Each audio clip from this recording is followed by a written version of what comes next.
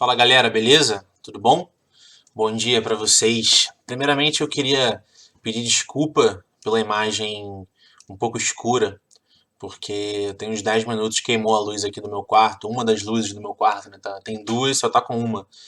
E aí fica meio escuro. E eu tô sem lâmpada aqui para trocar agora. Vou ver se eu consigo comprar isso amanhã para trocar, tá? Então, primeiramente desculpa pela luz meia boca aqui, beleza?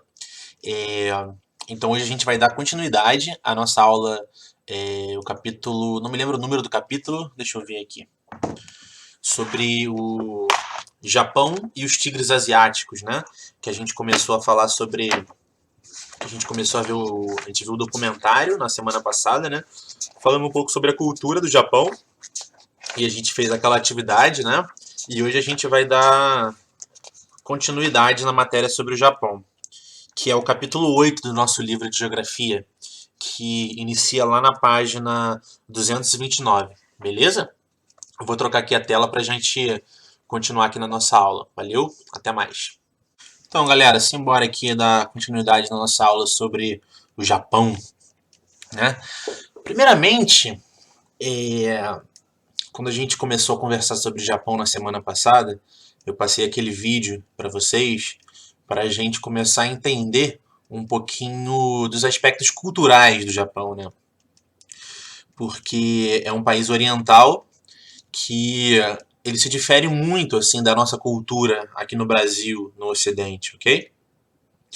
E eu achei interessante a gente passar esse documentário para a gente começar a entrar um pouco nesse mundo oriental e tentar compreender assim de maneira um pouco mais lúdica, mais visual, como é essa cultura oriental japonesa, ok? E a gente vai conversar sobre isso um pouquinho no chat depois. E eu quero também ver as atividades que vocês entregaram sobre as diferenças, né, e as semelhanças da cultura japonesa com a cultura brasileira. E aqui, como a gente já começou a falar sobre essa questão essa questão cultural no documentário, eu quero começar a aula hoje falando sobre os aspectos físicos, né? A gente falou um pouco sobre cultura e agora eu quero falar um pouco sobre os aspectos físicos desse país oriental chamado Japão. Primeira coisa é sobre a localização do país Japão, né? A localização dele vai dizer muito sobre as características do relevo e sobre o modo de vida que as pessoas têm lá no Japão, ok? Ele está localizado na parte mais oriental da Ásia, né? É a parte mais lá no cantinho, mais a oeste, a leste, perdão, da Ásia. E o Japão, ele é um arquipélago constituído por mais de 3.000 ilhas. O que é um arquipélago? Vocês sabem? Um arquipélago é um conjunto de ilhas. Por exemplo, se aqui tem uma ilha e aqui tem outra, aqui tem outra, aqui tem outra, a gente pode dizer que essa área aqui é um arquipélago, ok? É um conjunto de ilhas. E no caso do Japão, tem mais de 3.000 ilhas que fazem parte desse arquipélago chamado Japão, ok? E a gente diz que esse país, ele tem uma geologia muito ativa, ao contrário do Brasil, né? Por que a gente diz isso? Geologia muito ativa. Primeiro vamos pensar aqui no nosso caso, o Brasil. Aqui a gente tem uma geologia não ativa. Por quê? Como vocês já viram, como vocês já sabem, como vocês já estudaram, os continentes eles estão em cima das chamadas placas tectônicas, ok? Aqui no Brasil, a gente está bem no meio de uma placa tectônica, certo? A gente então não está correndo o risco de ter vulcões, de ter terremotos, de ter maremotos, de ter abalos sísmicos mais fortes aqui no Brasil, porque a gente está bem no meio da placa tectônica. A gente não está nas bordas, onde elas encontram com outras placas tectônicas, né? Onde elas se chocam, onde elas ficam se raspando. Nessas áreas onde essas placas tectônicas ficam se raspando, ficam se batendo, se arranhando, é que são as áreas mais propícias a ter uma geologia ativa, a ter terremotos, maremotos, tsunamis, vulcões, ok? Aqui no Brasil, por muita sorte, a gente não está nessa área potencialmente perigosa a esse tipo de evento natural. Ao contrário do Japão. O Japão, a gente diz que ele sim tem uma geologia muito ativa, né? Ele está localizado uma área de colisão de placas tectônicas, né? E ele está localizado nessa colisão entre as placas tectônicas do Pacífico, das Filipinas e a placa euroasiática, ok?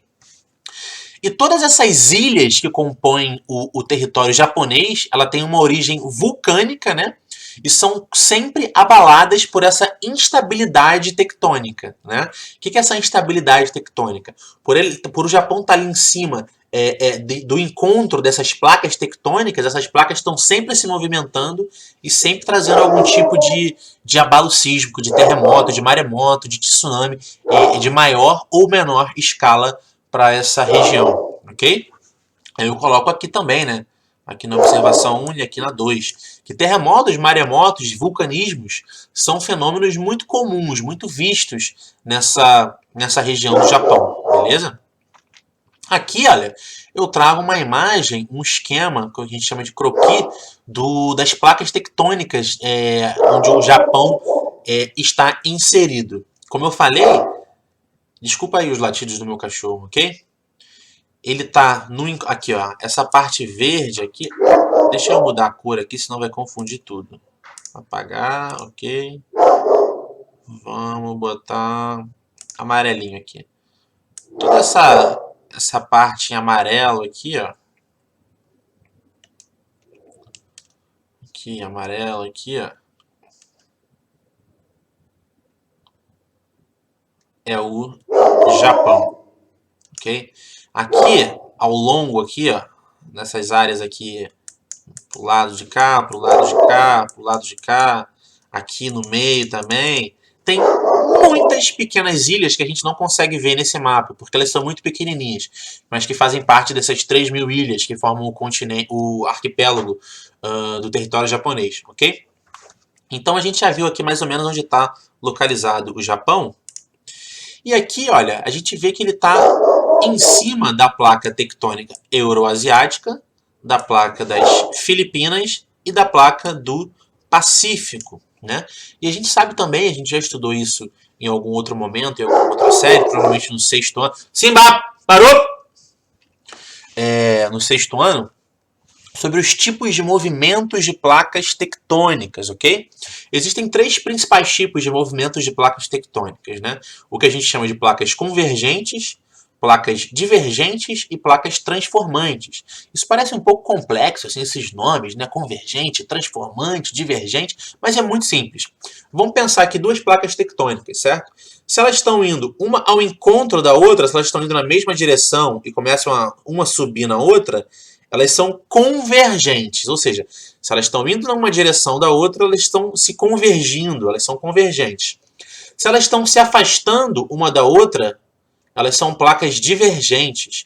Mas se elas estão uma encostada na outra e uma está subindo, outra descendo, se elas estão fazendo esse movimento, uma arranhando a outra, a gente chama de placas transformantes.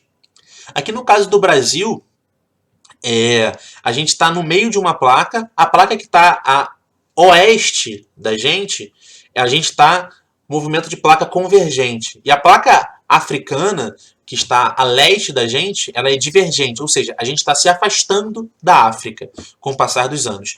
Mas aqui no exemplo do Japão, as placas tectônicas euroasiáticas, a placa tectônica do Pacífico e a das Filipinas, e também a placa aqui norte-americana, que influencia nesse movimento sísmico do Japão, todas elas são placas tectônicas que estão fazendo um movimento de convergência, ou seja, elas são placas convergentes, certo? Olha só, essa placa do Pacífico está indo em direção à placa da euroasiática, a euroasiática está indo em direção à placa do Pacífico, elas estão indo uma em direção à outra.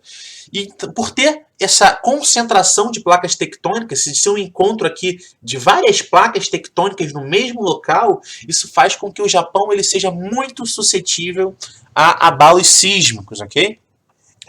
O mais marcante que a gente teve aqui na atualidade foi um que teve em 2011, que foi um dos maiores abalos sísmicos que a gente já presenciou na história da humanidade, que a gente já teve registro, ocasionando muitas mortes, muitas perdas de vidas, muitas perdas materiais, muita tristeza no país e no mundo, certo? Aqui, olha, eu trago esse print screen aqui da reportagem da BBC Brasil falando sobre isso, né? Isso foi em março de 2011, que ele fala aqui: o terremoto no Japão é o 7º mais forte da história do mundo, né?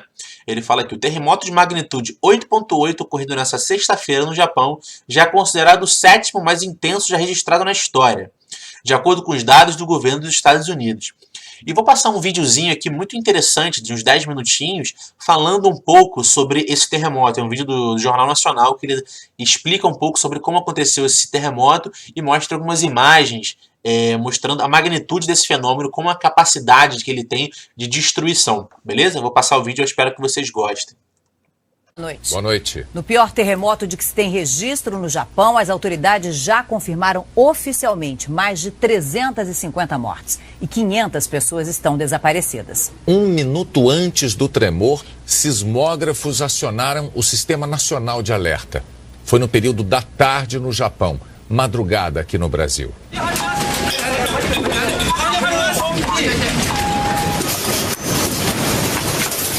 Eram 2h46 da tarde no Japão, 2h46 da manhã no Brasil, quando o terremoto sacudiu a costa nordeste do país. O epicentro foi no Oceano Pacífico, a 373 quilômetros da capital, Tóquio, numa profundidade de 24 quilômetros. O fenômeno foi sentido na China, a cerca de 2.000 quilômetros de distância. Segundo o Serviço Geológico dos Estados Unidos, o tremor foi de 8,9 graus na escala Richter. As autoridades japonesas informaram que chegou a 8,8 graus. A escala foi criada em 1935 pelo sismólogo Charles Francis Richter. O terremoto mais devastador registrado até hoje foi o de 9,5 graus no Chile em 1960. No Japão, o mais forte havia sido em 1923, quando a capital, Tóquio, foi sacudida por um tremor de 7,9 graus. O de hoje foi tão forte que mudou o eixo da Terra em 25 centímetros, de acordo com o Instituto Nacional de Geofísica e Vulcanologia da Itália. Nos escritórios, muitas pessoas buscaram refúgio embaixo das mesas ou sob os batentes das portas, que protegem da queda de rebocos. Mas mesmo num país onde toda a população é exaustivamente treinada em casos de terremoto, o pânico levou muitas pessoas a cometerem erros. Esta mulher saiu debaixo da mesa para segurar um monitor. Já este grupo deixou correndo o prédio enquanto blocos de concreto caíam do alto. Estantes, móveis e diversos objetos eram sacudidos com força ou despencavam no chão. Nos mercados, os produtos se espalharam pelos corredores. Uma mulher filmou o momento do tremor.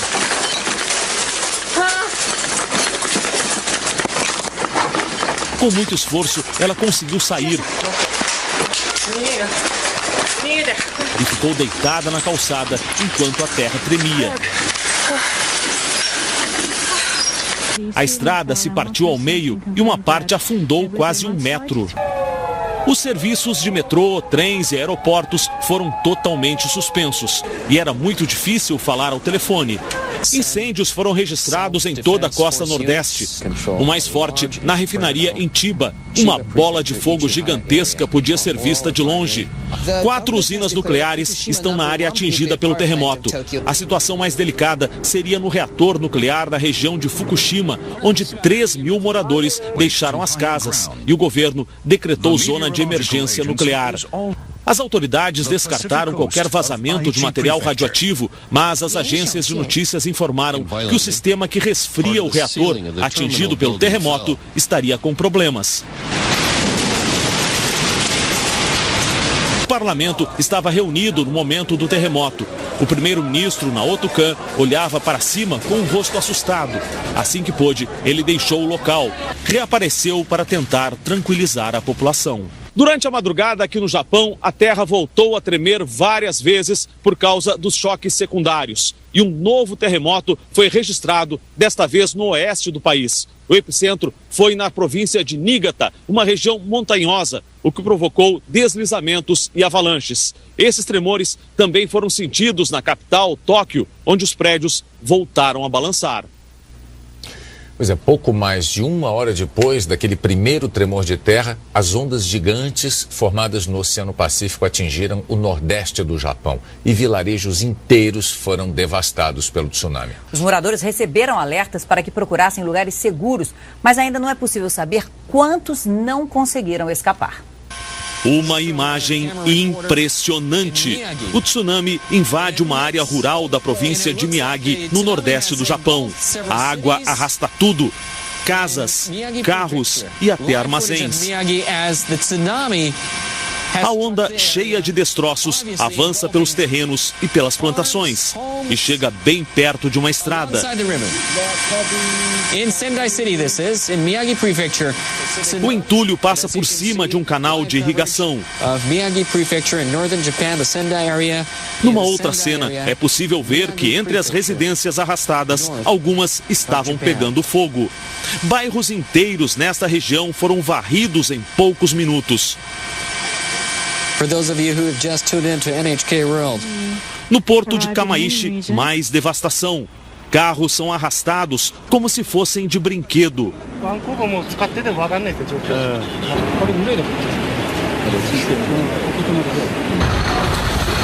Momentos depois, vários barcos também são levados pela correnteza, que não para. As embarcações passam por baixo de um viaduto, por onde motoristas tentam escapar com seus veículos. No outro ponto, um barco grande, provavelmente um pesqueiro, é levado pelo tsunami e bate com força no quebra-mar. Câmeras também registram o momento em que o tsunami chega ao porto de Miyako. Vários carros e pequenos contêineres foram levados. Uma onda lateral se juntou à principal e dezenas de veículos foram jogados.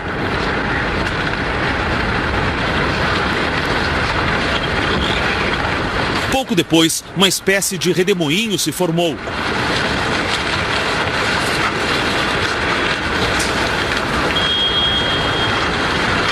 Perto dali, foi possível ver a onda passando ao lado dos prédios e casas.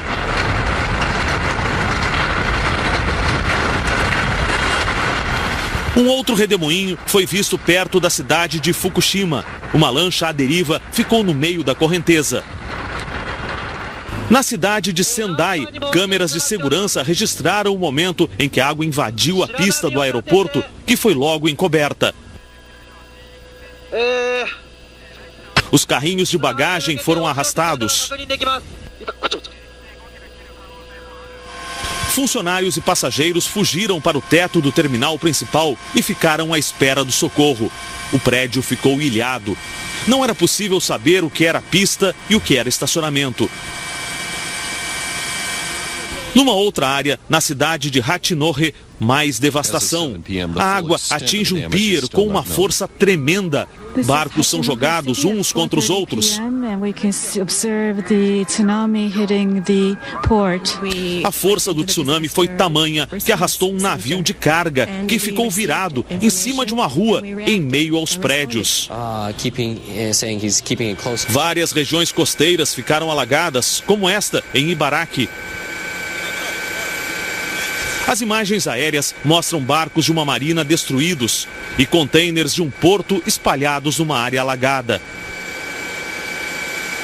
Numa das áreas devastadas, um morador agita um lençol branco de dentro da casa. Toda a vizinhança ficou inundada. Em Iwate, foi possível ver como um bairro inteiro foi arrastado pelo tsunami. A onda chegou destruindo várias casas, até que atingiu um prédio pequeno, bem na frente da câmera, e o prédio inteiro veio abaixo. Estas imagens aéreas revelam que várias ondas gigantes chegaram à costa leste do Japão.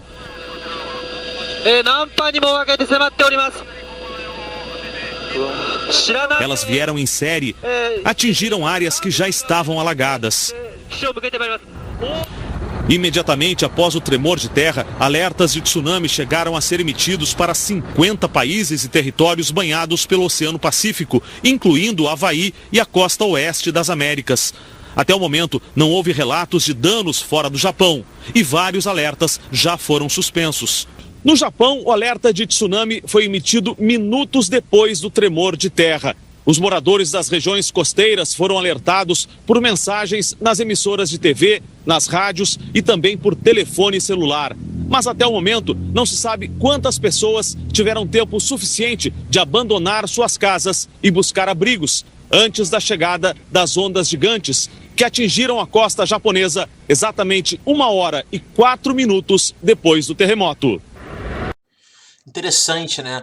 Com esse vídeo a gente conseguiu perceber a potência que tem a natureza, a potência que tem esse terremoto com essa tsunami que destruíram muitas partes do Japão.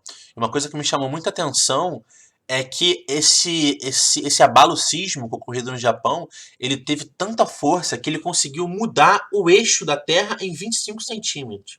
Isso é uma coisa absurdamente forte. Absurdamente forte, né? E foi interessante também a gente perceber que na reportagem eles falam que esses tremores eles conseguiram ser percebidos a muitos quilômetros de distância, né? Mas uma coisa interessante também é a tecnologia que a gente tem para conseguir, às vezes, tentar se antecipar ao terremoto. Eles conseguiram, os sensores conseguiram jogar alertas no Japão com 1 minuto de antecedência. Parece pouco, mas faz uma diferença danada, né? A tecnologia se aliando para salvar vidas, né? Vou mudar aqui a tela para a gente dar continuidade. Outra coisa muito interessante, né? Que a gente vai começando a ver que na geografia a gente vai construindo o conhecimento e através dessa construção do conhecimento a gente consegue tirar algumas conclusões, né? Se a gente reparar, isso aqui é um mapa de relevo, né, do Japão. E a gente vê aqui nessa escala, na legenda aqui, olha, que quanto mais verde, mais baixo, né, a altitude, aqui é o que vai de 0 a branco aqui 4.000 metros, ok? Ou seja, quanto mais verde, mais branco, quanto mais verde, mais branco, quanto mais verde, mais baixo, e quanto mais branco, mais alto. Sendo aqui o marrom, umas altitudes aí em torno de entre 1.000 e 2.000 metros, ok? Indo aqui para o cinza. Se a gente reparar, a maior parte aqui do território japonês, ele está na cor marrom, e em alguns pontos aqui, cinza, tá vendo? Essas áreas aqui, cinza, cinza, aqui uns pontinhos cinzas aqui e aqui, mostrando aí altitudes acima de 2.000 metros. Ou seja, a maior parte do território japonês, ele é um território montanhoso, que está entre aqui 500 e 1.000 metros. Olha só. Por que isso se dá? Por que esse território japonês, a maior parte dele é montanhoso? Justamente pelo motivo que a gente viu aqui no slide anterior, né? Porque ele está no encontro de placas tectônicas, as atividades sísmicas ali, elas são constantes, né? As montanhas estão sempre se formando, essas placas tectônicas, elas estão sempre indo uma em direção às outras e uma subindo às outras e formando montanhas, né? Então, a gente consegue justificar essa presença demasiada de montanhas aqui em decorrência dessa constante e intensa atividade sísmica, né? Porque se dá em decorrência desse encontro dessas placas tectônicas, né? Então a gente vê aqui que eu coloquei, olha, em virtude das atividades geológicas, né? Dessas atividades sísmicas, desses terremotos, maremotos, tsunamis, cerca de 70% do território japonês é constituído por um relevo montanhoso, que até certo ponto dificulta a ocupação humana e o estabelecimento de atividades econômicas, né? Por ter muita montanha, as pessoas têm certas dificuldades de criar casas, prédios, cidades no meio das montanhas. Então, por conta disso, não toda, mas a grande maioria da população japonesa, ela se encontra nessas áreas verdes aqui do mapa, né? Que são essas áreas mais de planície, ok? A gente vê aqui, ó, o relevo montanhoso e a agricultura, né? eu boto que o solo do Japão, por ser de uma natureza vulcânica, por ter presença de muitos vulcões e atividades vulcânicas, ele é um solo considerado muito pobre e com baixa fertilidade, né? Esse solo pobre, também aliado a esse relevo montanhoso, durante milênios a população japonesa teve uma grande dificuldade de se praticar a agricultura, né? E esse problema só foi solucionado com soluções muito modernas de adubos químicos, irrigações automáticas, sementes selecionadas e outras técnicas muito modernas de plantio e agricultura, né? Algumas delas eu coloco aqui, que são as rotações de culturas, as mecanizações dessa irrigação, e o mais fantástico, né, que são as construções de ilhas artificiais e cavernas. Eles constroem cavernas utilizando luz artificial para se plantar, né? E atualmente, segundo dados, falam que apenas 14% dessa superfície japonesa é dedicada à agricultura. Porém, é pequeno, né? É um percentual pequeno de superfície dedicada à agricultura, só 14%. Só que por ser uma agricultura aliada a muita tecnologia, eles conseguem uma alta produtividade, né? Em pouco espaço eles conseguem produzir muito alimento, beleza? Olha só, aqui eu trago essa imagem, que são campos de agricultura de arroz, certo? Que ele é um elemento fundamental na culinária oriental, né? O arroz é um produto de suma importância para a produção agrícola japonesa. E durante muito tempo esse alimento era usado como uma moeda no país. E até mesmo os senhores feudais da época, eles tinham a sua reputação, eles eram mais poderosos ou menos poderosos de acordo com os estoques de arroz, as quantidades de estoque e de plantação de arroz que eles possuíam nas suas propriedades. Curioso, né? Sobre o clima, a gente diz que o Japão ele tem um clima ameno, né? Que a diversidade climática no Japão é pequena. Por quê? Como o Japão ele tem pouca extensão norte-sul, por ele passar por poucas latitudes, ele varia pouco os tipos climáticos, certo? E esse fenômeno, né, ele, além de se explicar por esse pouco alongamento territorial entre as latitudes norte e sul, também se explica por ele ser muito influenciado pelas correntes marítimas, por ele ser um arquipélago que está lá no meio do mar, certo? E os três principais climas que a gente tem no Japão é o clima frio, na porção ao norte do país, o clima temperado oceânico ao centro e o clima subtropical ao sul, né? E esses climas, eles são fortemente influenciados, diretamente influenciados, né, pelas passagens das correntes marítimas, né? Que podem ser correntes marítimas mais quentes ou mais frias, que passam ao longo desse litoral japonês, beleza?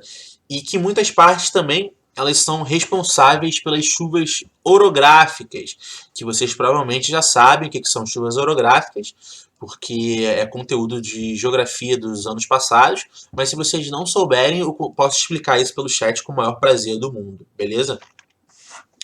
E sobre o relevo e a preservação da natureza, isso é muito interessante, né? Pelo fato desse relevo japonês ele ser um relevo muito acidentado, muito montanhoso, isso dificultou em grande parte a destruição das florestas, né? O acesso a essas florestas. E hoje a gente tem o Japão como exemplo de um dos países que mais se preserva essas grandes paisagens vegetais, ok? E o Japão ele é o país que possui a maior densidade florestal do planeta. Não é o que mais possui florestas, mas é o que mais possui densidade, ou seja, é um pequeno espaço de terra com muita floresta, né? Muito densa a floresta nesse território japonês. E os principais tipos de florestais que a gente encontra lá são as florestas temperadas, os bambuzais. E lá no Japão nós temos o maior bosque de cerejeira do mundo, né? Maior plantação, maior concentração da árvore que dá a cereja, as cerejeiras. Inclusive a cerejeira é a árvore símbolo do Japão. Outra questão muito interessante é sobre a hidrografia japonesa, né? Que apesar de ser uma hidrografia pequena, com rios pequenos e montanhosos, ela é muito bem utilizada, né? por conta do relevo, obviamente, né? Porque é um relevo muito montanhoso, os rios muito velozes, muito caudalosos e muito pequenos. Se teve durante um tempo a dificuldade da gente conseguir se aproveitar essas águas desse rio. Só que com a evolução, com o passar do tempo, os japoneses eles conseguiram aproveitar consideravelmente as águas do rio, tanto para irrigação, tanto para transporte, como para geração de energia, beleza? E a gente tem aqui no Japão, o rio mais extenso deles é o rio chamado Shinano, que tem mais aí de 350, exatamente 367 quilômetros de extensão, beleza? E o rio Kanto, que é o rio responsável por fornecer água a mais de 30 milhões de habitantes de Tóquio, ok? Então hoje por hoje é só. Hoje por hoje é só, né? Confundi. Por hoje é só. E a gente vai conversar um pouquinho sobre essas questões que a gente falou agora na aula no chat, tirar algumas dúvidas e fazer alguns exercícios, beleza? Um abraço e até mais, meus queridos.